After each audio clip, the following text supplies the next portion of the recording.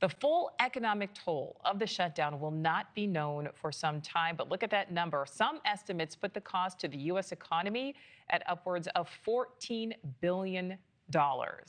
NewsNation's Joe Khalil is following it all for us there on Capitol Hill. So, Joe, tomorrow will also be the first time in nearly 2 months that the House will be in session. Yeah, and ironically, because of the shutdown, they may have trouble getting here, the air travel, the situations with all the cancellations. So we expect eventually the House is going to be here. Their hope is that they can get this all done and wrapped up by the end of tomorrow night, which is going to be a feat for House Republican leadership. But they feel confident they can muscle this thing through and get it to the president's desk. Lingering, though, for both parties are going to be questions about what comes next and really what they take from this shutdown. And starting with Democrats, there is a bit of a divide right now.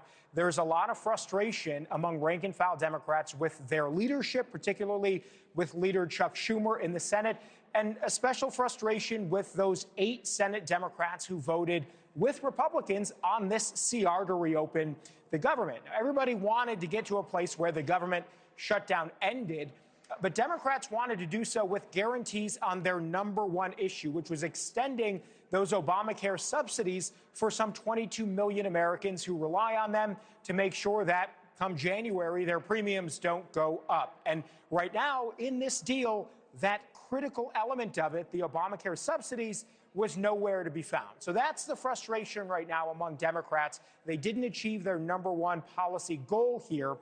And many of them blame the 8 Democrats that voted for this CR. One of those being Senator Bernie Sanders, who expressed a lot of frustration with those 8.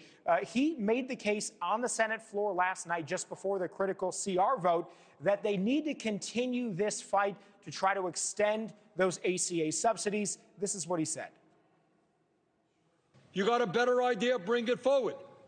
But what we should agree upon is that you don't raise premiums by 100% or in some cases triple or quadruple. Let's take a deep breath. Let's extend these ACA subsidies for another year. Let's have that debate on health care. So a political question, really, for Democrats right now. For Republicans, it's more of a policy question. Where do they go on these health care subsidies? And are they going to address it? Certainly, there's some interest among Republicans in the Senate to do that, but there is no commitment from the House leadership, and particularly Speaker of the House, Mike Johnson.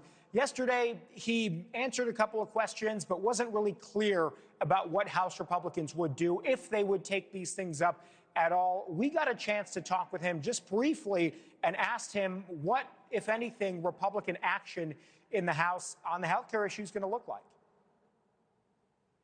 I know you mentioned earlier there's going to be a deliberative process to see what you might do on the health care subsidies.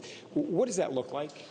Like everything we do around here, with small margins and every vote counting, we got to build consensus from the bottom up. That's what we'll do on this as well.